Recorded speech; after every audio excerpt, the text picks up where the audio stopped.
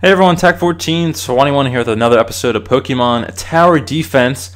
In the previous episode we took on Route 15. In this one we're going to take on Fuchsia Gym. And this is actually a post-commentary. And the reason for that is because my microphone messed up.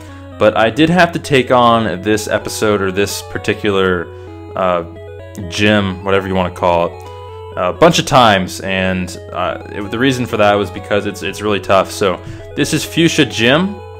And you can see here that we run into this old sensei guy who pops out randomly out of nowhere.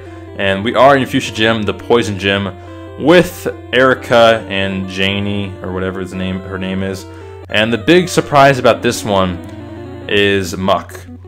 And Muk is ginormous and ridiculous to beat. Somehow I managed to beat this level, but my basic strategy for this one was pretty simple but hard to execute.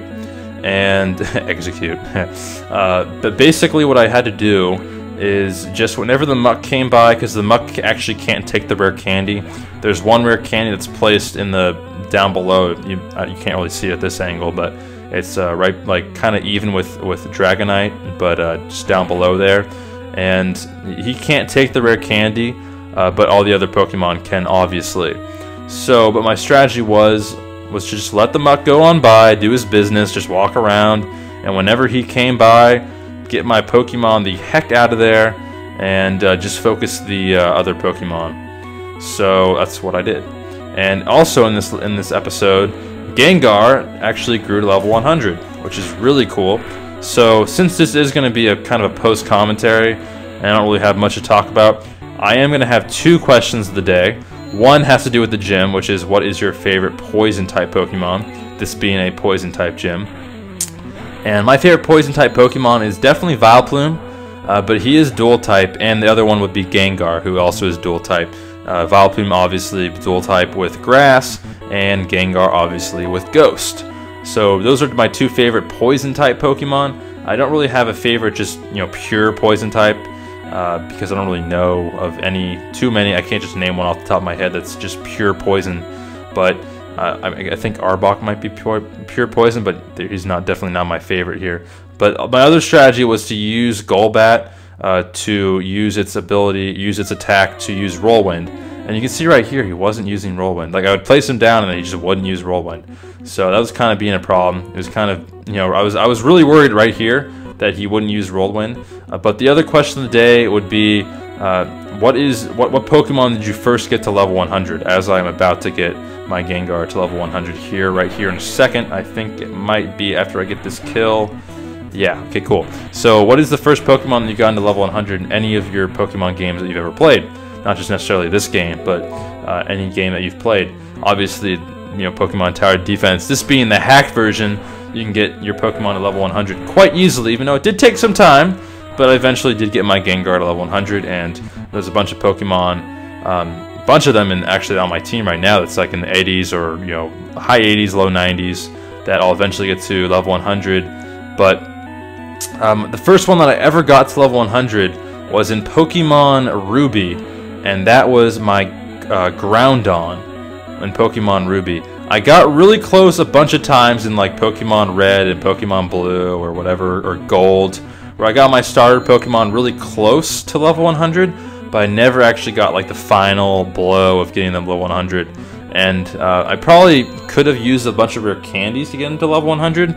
I just never did, and they're always like low 90s or high 90s, whatever. But Groudon, I believe you catch them at level 50, so that was helpful. And from there, I got a bunch of my starter Pokemon. I think I got Marshtomp to level 100 next. And then I think I might have even got like a Reggie, one of the three Reggies to level 100. So that was kind of cool.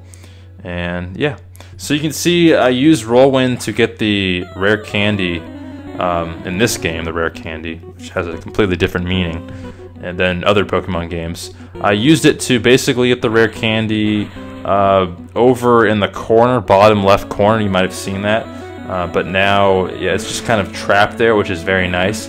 This is wave 7 of 9, so we are closing in on the final blow. There you can see the rare candy there. It's like off screen. It's very well placed, and I was excited about that. And now it's kind of getting back to the middle of the area.